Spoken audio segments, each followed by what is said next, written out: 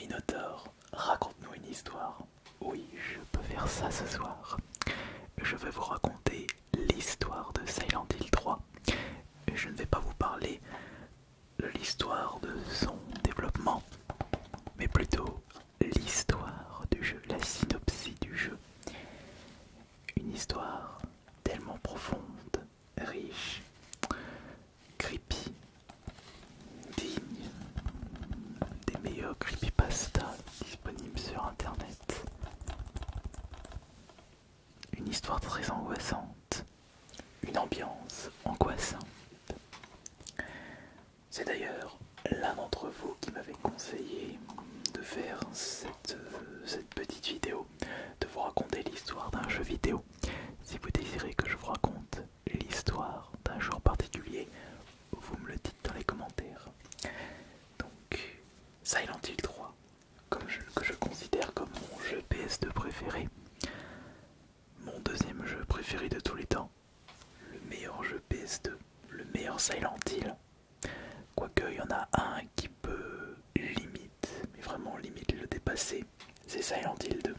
C'est vrai que Silent Hill 2 et 3, je les mets limite au même niveau, mais j'ai une toute petite préférence pour Silent Hill 3. Et c'est d'ailleurs un jeu qui est ressorti avec la compilation, la collection HD sur 360 et sur PS3, comprenant le 2 et le 3. Et je voulais vous raconter cette histoire en attendant le remake du 2 qui devrait sortir très prochainement. Donc Silent Hill 3, quelle est l'histoire? Alors l'histoire de Silent Hill 3 commence avec l'héroïne du jeu Ever qui se retrouve dans un parc d'attractions armée d'un couteau.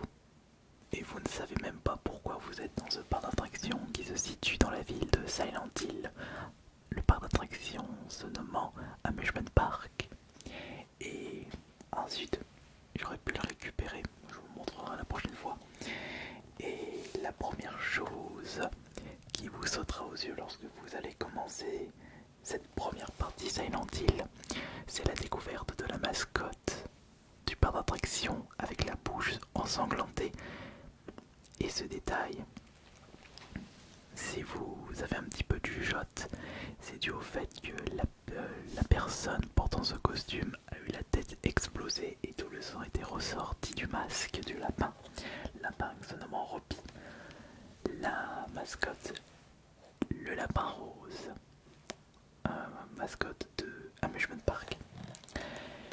Et après avoir fait ce petit passage dans le parc d'attraction où, dans tous les cas, vous devrez mourir, vous vous réveillez dans un restaurant, d'un centre commercial, comme si vous aviez fait un mauvais rêve.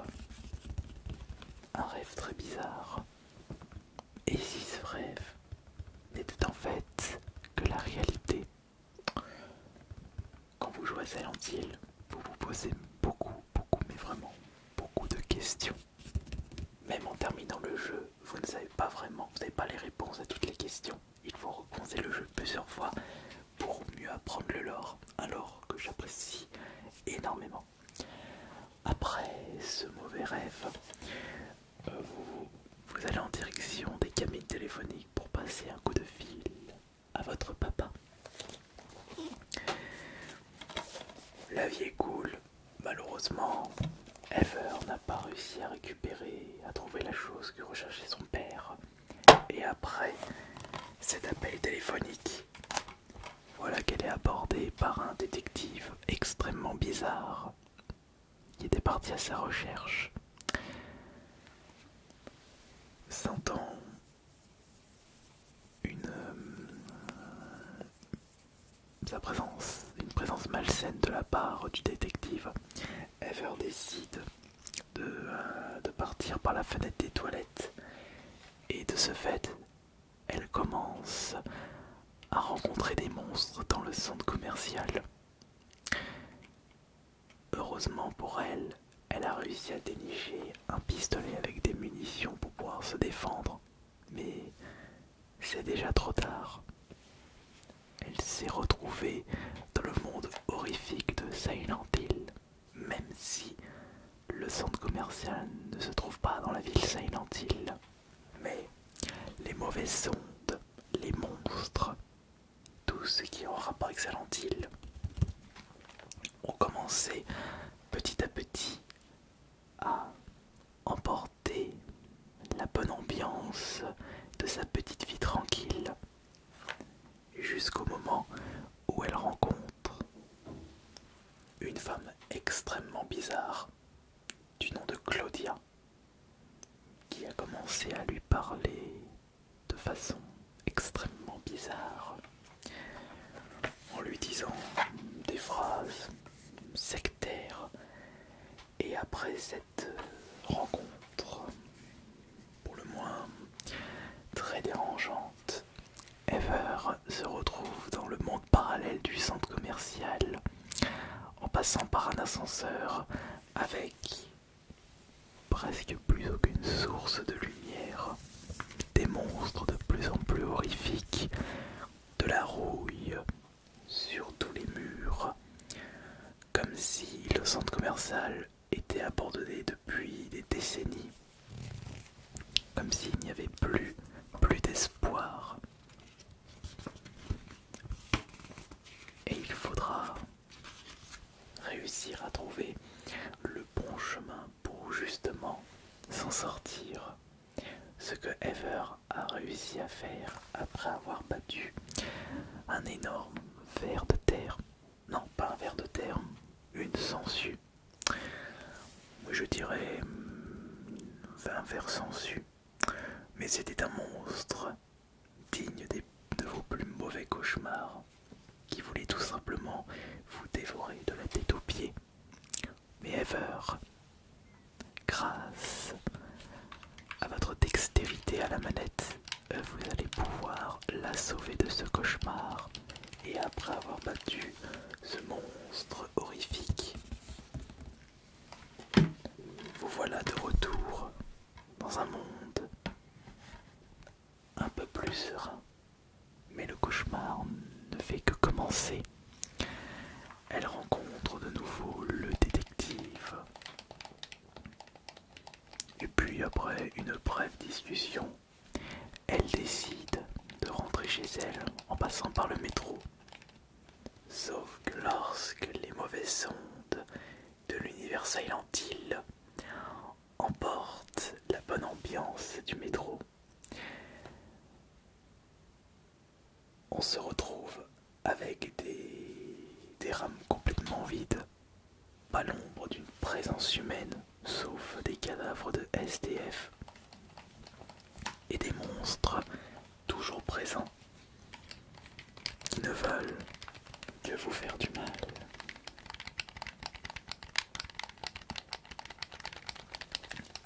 Et après avoir pris le seul métro disponible dans ce labyrinthe de quais, vous voilà arrivé dans un nouveau lieu, mais un lieu que vous ne connaissez pas, que vous n'avez pas l'habitude de mettre les pieds, comme si cet unique métro s'était arrêté en plein milieu d'une zone désaffectée, d'une zone inhabitable.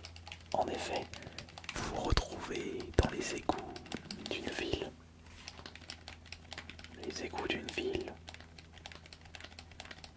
Encore un labyrinthe qui vous demandera de garder les pieds sur terre, de garder votre sang-froid, la tête sur les épaules. Sinon, la panique rongera votre esprit et vous ne saurez pas où aller, où réussir les énigmes. Mais heureusement, vous avez connu pire. Vous avez déjà joué à des jeux horrifiques qui demandent beaucoup de réflexion, beaucoup de dextérité. Mais attention, ne sous-estimez pas les énigmes et l'aventure horrifique Silent Hill 3. Vous risquez par moments d'avoir le cerveau retourné. Et après avoir terminé les égouts n'oubliant pas de balancer un sèche-cheveux dans une salle remplie d'eau. Parce que si vous désirez de passer la passerelle sans balancer un sèche-cheveux, ce sera game over pour vous. Mais vous êtes plus malin que certains monstres dans Silent Hill 3. Notre cher Ever se retrouve désormais dans un bâtiment administratif. Un bâtiment avec une réserve de poupées, dont une qui perdra la tête, avec une salle de danse, des bureaux, jusqu'au moment où vous allez vous retrouver dans une pièce possédant une simple baignoire. Une simple baignoire qui n'est même pas reliée à l'eau courante. Pourquoi cet angle de vue en direction du robinet? C'est alors que vous décidez de tourner le robinet. Rien ne se passe, bien entendu. Mais du sang jaillit du siphon et qui remplit petit à petit la baignoire et qui commence à transformer ce bâtiment administratif en un hôpital psychiatrique.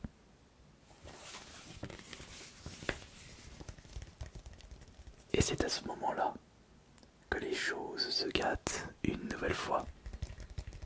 Votre réflexe sera tout simplement de sortir de ce bâtiment par tous les moyens. Vous êtes au 4e étage. Où se situe la sortie d'un bâtiment? Au rez-de-chaussée, évidemment. Sauf que un énorme monstre bloque la sortie au rez-de-chaussée. Et quand vous vous approchez de cette créature indescriptible, remplie de sang et de désespoir,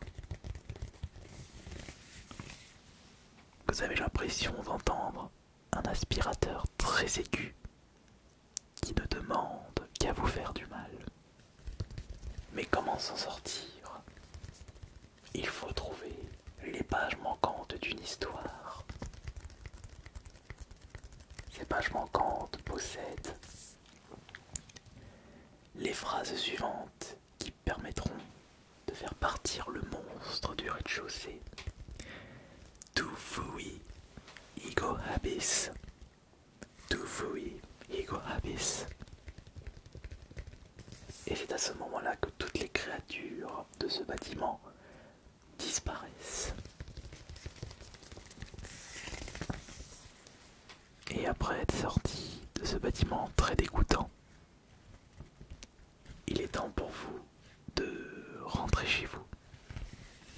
Vous marchez, vous n'entendez que les bruits de vos pas, très peu de lumière, aucun autre humain se trouve aux alentours. Vous êtes seul, il fait nuit. C'est calme, trop calme. Je vais éviter de vous donner trop de détails à partir de ce moment-là. Et on va de suite passer un peu plus tard dans l'histoire, où vous décidez, en compagnie du détective, d'aller en direction de la ville Silent Hill pour régler quelque chose. Arrivé dans Silent Hill, vous décidez d'aller en direction de l'hôpital. L'hôpital Silent Hill. L'hôpital Silent Hill. Un lieu culte de la série, mais tellement angoissant. Ce serait vraiment le dernier endroit où vous mettrez les pieds. Mais vous n'avez pas le choix dans Silent Hill. Vous êtes obligé d'aller dans cet hôpital pour régler votre affaire. Je ne vous cache pas que les monstres ne vont pas vous accueillir à bras ouverts. Ils vont vous accueillir avec des barres de fer.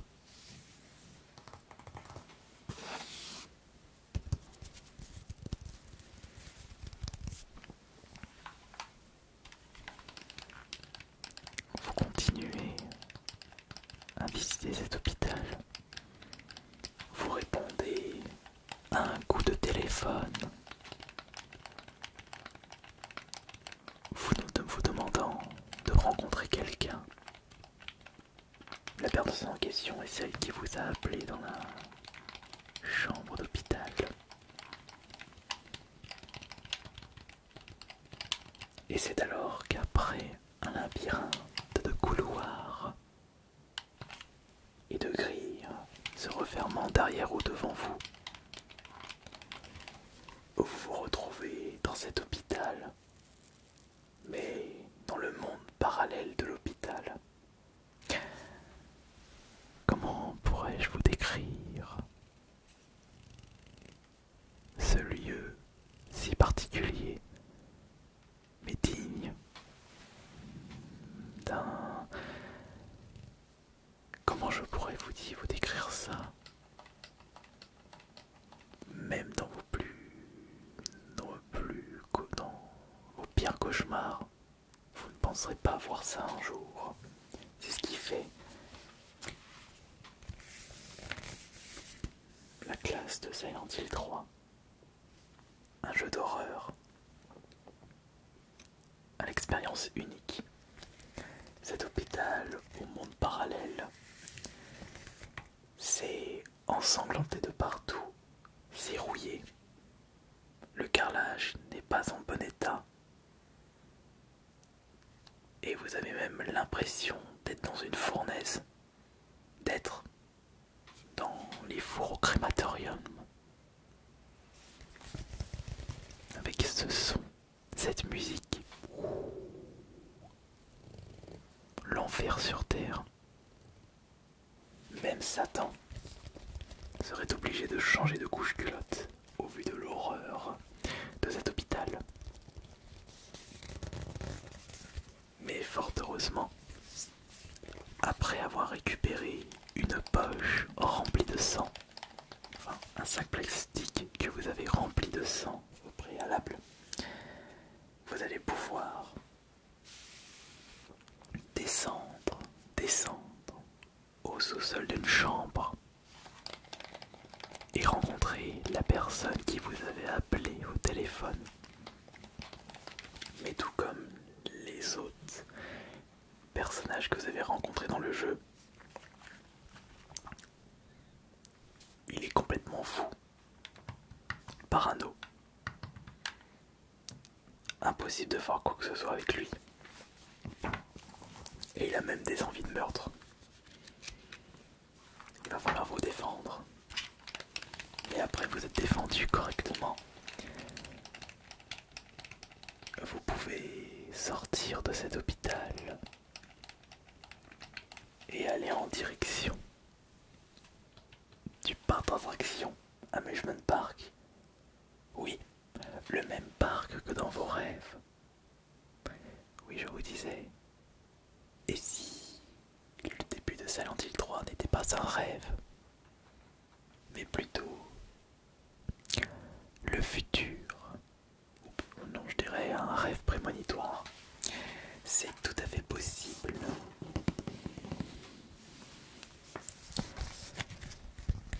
Mais cette fois-ci, vous n'allez pas mourir. Vous allez continuer l'aventure en passant par une maison hantée, en vous défendant.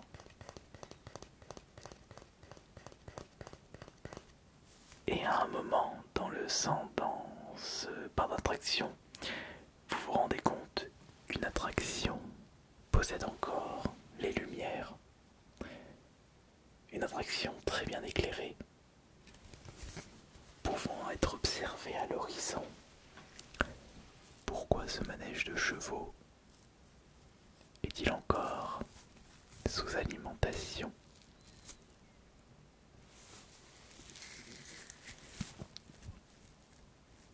C'était le moment le plus choquant de Silent Hill.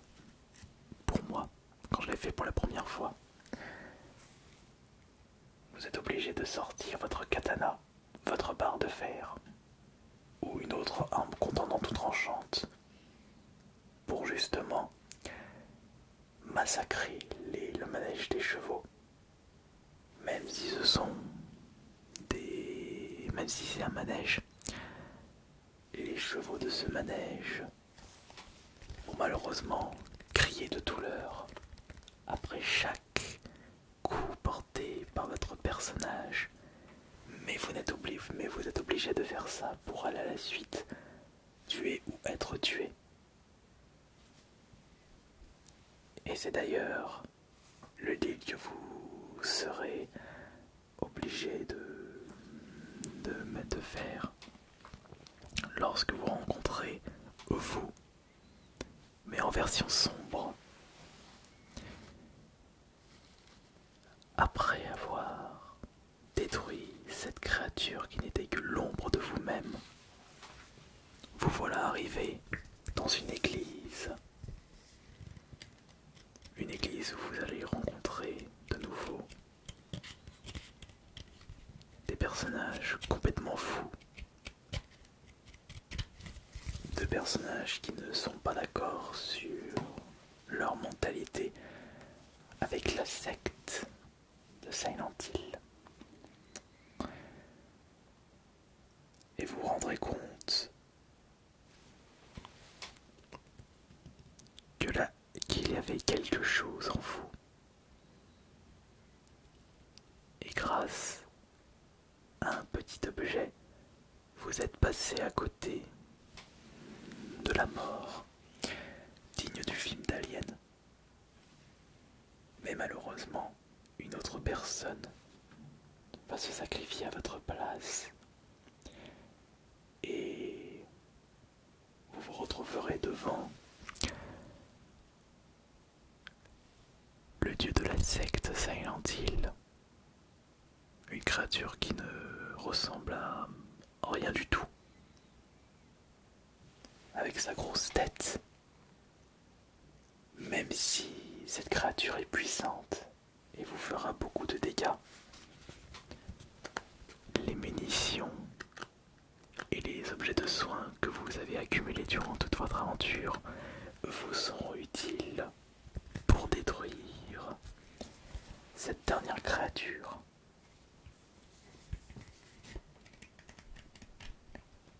L'histoire de Silent Hill 3 ne vous laissera pas de marbre. Elle marquera à jamais votre esprit. Et jusqu'à la fin de vos jours, vous poserez des questions dont vous n'arriverez pas à mettre des réponses dessus. Comme si les développeurs de ce jeu avaient fait exprès de mettre cette stratégie en place pour que vous vous souveniez jamais de Silent Hill 3. Et ce jeu est le meilleur jeu d'horreur de tous